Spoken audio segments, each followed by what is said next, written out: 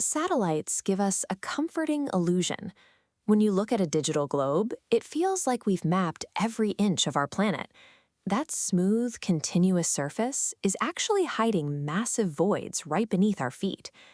In 1991, a local logger was pushing through the dense foliage of central Vietnam when he noticed something strange. A powerful gust of wind was blowing straight out of what looked like a solid rock wall, carrying the echoing sound of a rushing underground river. He had stumbled upon the entrance to Son Doong. This underground void is so staggeringly huge that its main passage reaches 660 feet in height. You could easily fit an entire New York City block, complete with 40-story skyscrapers inside this single cavern. Sections of the cavern's ceiling collapsed millennia ago, creating massive natural skylights. Sunlight poured in, allowing a thick jungle to take root deep underground. The cavern is so vast that it even generates its own independent weather system and clouds. Places like Son Doong show us that the terrain we walk on is little more than a thin shell. Beneath it, the Earth operates as a series of protective vaults, preserving biological systems and historical structures that have been lost to the surface world. Take the desolate plains near the Black Sea in Romania. Beneath this landscape lies Movile Cave, a sealed environment where the air is thick with toxic hydrogen sulfide and carbon dioxide. Oxygen levels sit at just 10%, about half of what we breathe on the surface. Yet in this pitch-black, toxic atmosphere, life persists. Researchers have found 48 different species of organisms thriving here, including completely transparent, sightless spiders and scorpions equipped with long antennae to navigate the dark. This diagram shows a process called chemosynthesis. Chemosynthesis is a biological conversion where specialized bacteria absorb toxic carbon dioxide and use water rather than sunlight to produce food particles. These autotrophic bacteria form the base of an entirely new subterranean food chain. Because of this chemical process, these sightless predators and transparent insects survive entirely cut off from the solar-powered biology of the world above. Stone walls locked them inside, and evolution adapted them to the dark.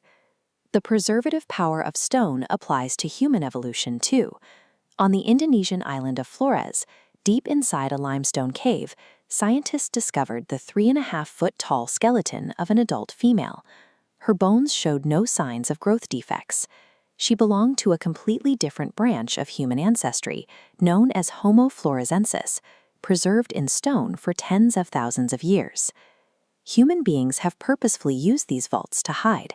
In 1963, a Turkish man repairing his basement knocked down a wall and discovered Derinkuyu, an intricately carved subterranean city built during the Byzantine era. It contained schools, chapels, and stables, sheltering up to 20,000 people inside solid rock. Solid rock acts as the ultimate geological quarantine. Whether it's an alternate branch of human evolution, an ancient metropolis, or a poisonous ecosystem, stone locks these subjects in absolute historical and biological stasis. Water creates a very different kind of archive. Over 3,000 years ago, the bustling city of Zikiku sat on the banks of the Tigris River, serving as a hub for the Mitanni Empire. The Mitanni Empire was a powerful Bronze Age state in northern Mesopotamia that controlled major ancient trade routes. Eventually, a modern dam was built, and the entire city was submerged. You might assume water would dissolve a city built from mud, but submersion actually shielded Zikiku from atmospheric decay, wind erosion, and human interference.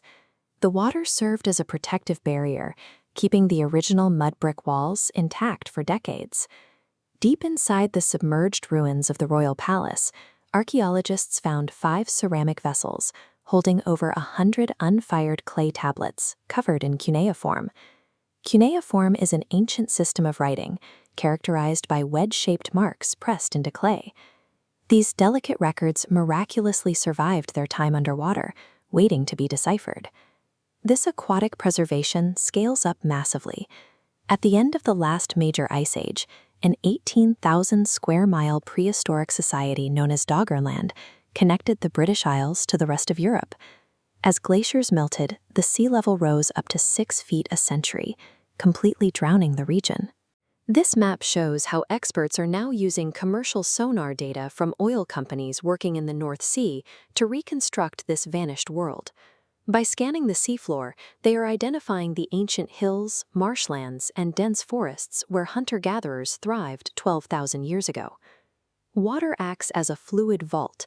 It aggressively erases civilizations from the surface map, and in doing so, it perfectly preserves their structures and artifacts from the relentless march of surface time. Deserts offer another ruthless yet effective method of storage. Around 1600 years ago, the city of Naya thrived along the Silk Road in China, until shifting rogue sands swept in and buried the entire settlement whole. Sand preserves history through extreme dehydration. The intense arid heat of the Taklamakan Desert acts as a massive natural desiccator, baking the moisture out of organic materials before destructive bacteria can break them down.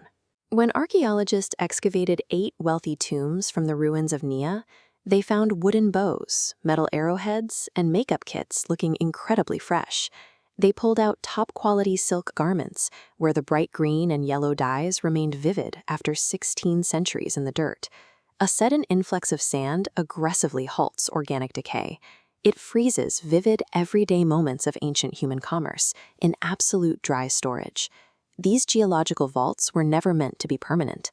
Today, driven by rapidly shifting environmental conditions, they are rupturing open and spilling their secrets at an accelerated rate. Severe modern climate shifts are making these hidden archives more accessible. Intense droughts across the Middle East recently forced the waters of the Tigris River Dam to recede, exposing the ruins of Zaki Ku to the open air for the first time in decades.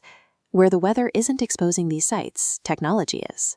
In the deserts near Riyadh, Saudi Arabia, scientists are deploying aerial photography and laser scanning drones to look straight through the sand. They recently unearthed an 8,000-year-old Neolithic settlement.